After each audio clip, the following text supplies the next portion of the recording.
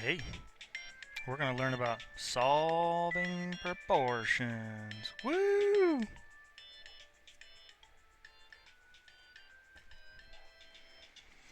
So, a proportional relationship can produce an infinite number of equivalent ratios.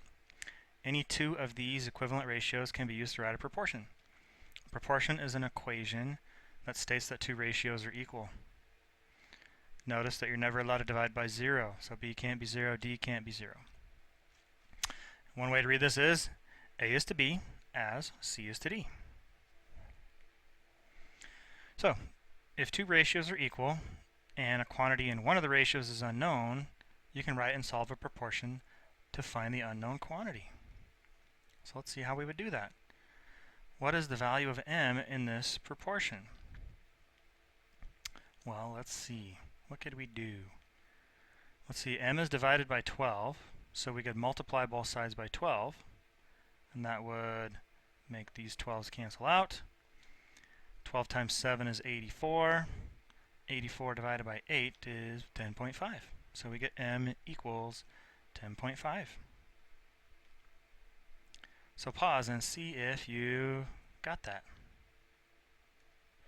Okie doke.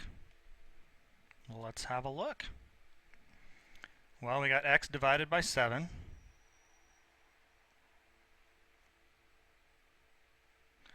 So the inverse operation of dividing by 7 is multiplying by 7. So multiplying by 7 and dividing by 7 cancel out. So I get x equals 4 times 7 is 28 over 5. And 28 divided by 5 is 5.6.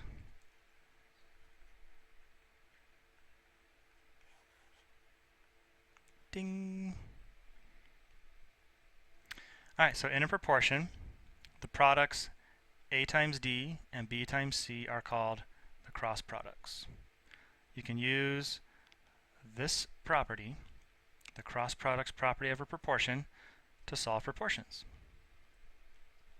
So it says the cross products of a proportion are equal. So A times D equals B times C. A times D equals B times C. And B is not allowed to be 0 because you're not allowed to divide by 0. Same thing with D. So for example, in this proportion, 3 to 4 equals 9 to 12. 3 times 12 is equal to 4 times 9. The cross products are equal. 3 times 12 is 36. 4 times 9 is 36. So here's why it works. Let's assume this equation is true, kind of like it was for 3/4 equals 9/12. So let's use the multiplication property of equality, and we're going to multiply by the common denominator of B and D, which is BD. So on this side, the B's cancel and you get DA, and on this side, the D's cancel and you get BC. So DA equals BC. And then we can use the commutative property of multiplication to switch that into AD equals BC, which is what we had up here. So that's kind of just proves to you that the cross product property works. So A and D are called the extremes, and B and C are called the means. And in the cross product property, it tells you that the means, the product of the means equals the product of the extremes. There's a little vocab for you. Alright, let's use the cross product property to solve this proportion. I'm going to do the cross products. The cross products are equal to each other. 4 times x is equal to 3 times 8. 4x equals 24. Divide both sides by 4 and x equals 6. So pause and see if you got this. Push play when you're ready to see if you got this. Alright, so A. Y over 3 equals 3 over 5. The cross products are equal to each other. So y times 5 is 5y. 3 times 3 equals 9, and that's by the cross products property. Then I am going to divide both sides by 5, and I get y equals 9 over 5, which is equal to 1 4/5, which equals 1.8. And any one of these would be just a wonderful answer. You could leave it in any one of those forms. Reasoning. Would you rather use the cross product property or the multiplication property of equality to solve this? Well, let's think about that.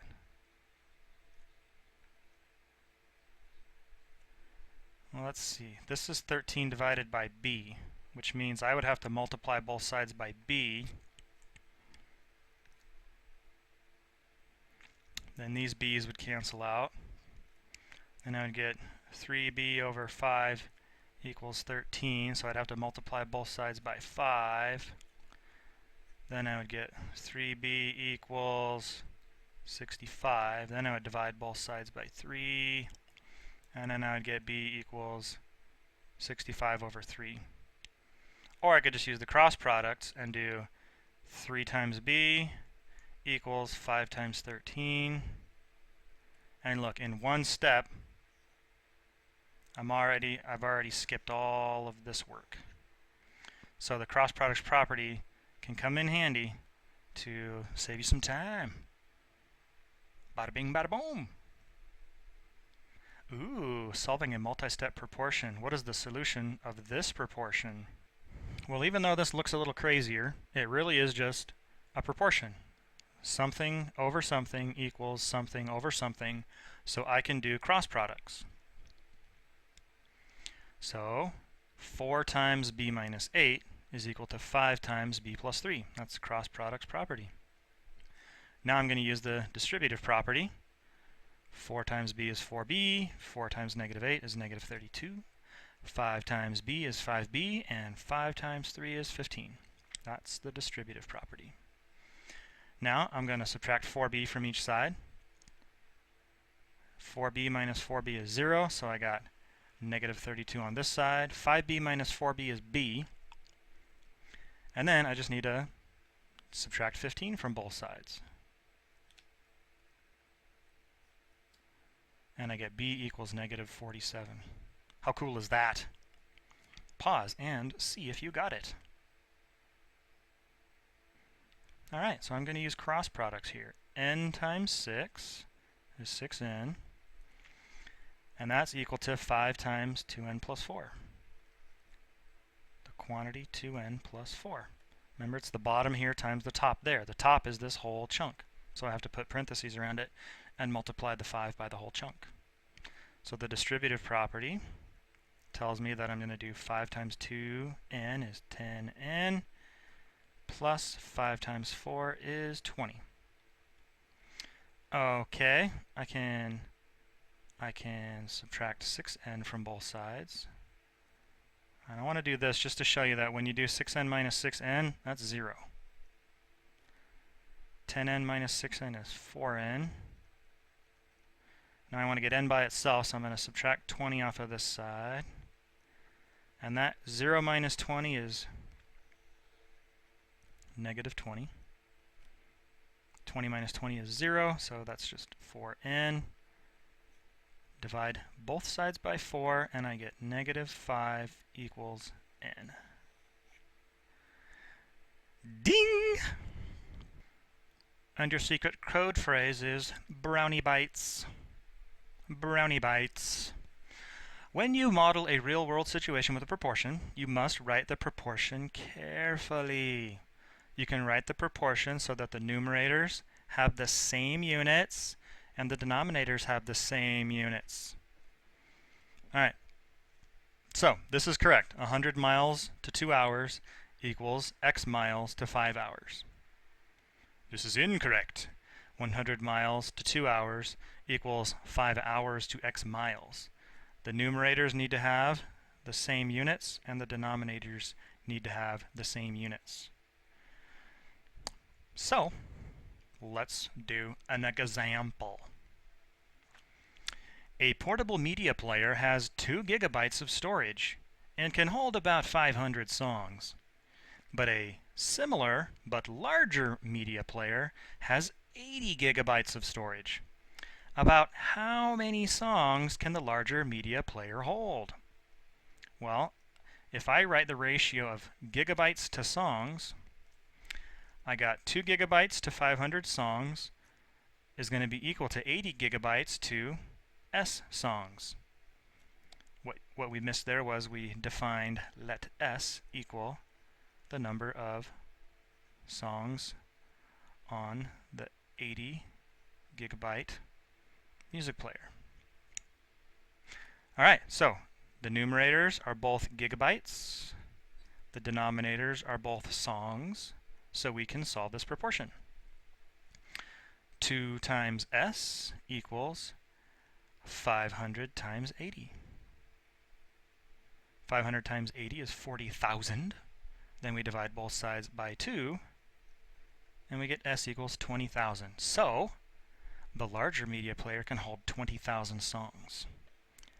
I can't even imagine having 20,000 songs.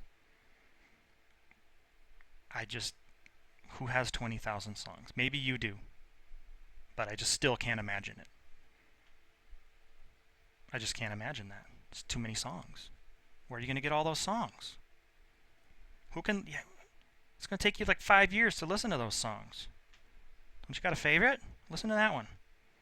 Like a nice, good 20-song playlist. Yeah, I'm set. Okay, pause.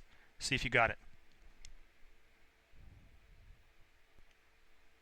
Okay, so an 8-ounce can of orange juice contains about 97 milligrams. So 8 ounces to 97 milligrams. About how many milligrams are there in a 12-ounce can? Alright, so I'm going to do ounces to milligrams. So I got 8 ounces to 97 milligrams is equal to 12 ounces for how many milligrams? Alright, my units are lined up so I can solve my proportion. 8 times x is 8x. 97 times 12 is 97 times 12 equals 1164. So 8x equals 1164. I shouldn't have closed that calculator, should I have? And now we're going to do divide both sides by 8. Let me write that. Divide both sides by 8, and x equals, come back to me calculator, 1164 divided by 8 equals about 145.5 milligrams. So there are about 146 milligrams of vitamin C in 12 ounces of OJ. We're done already? That was so fun. I can't wait to see you for lesson 2.8. Bye-bye.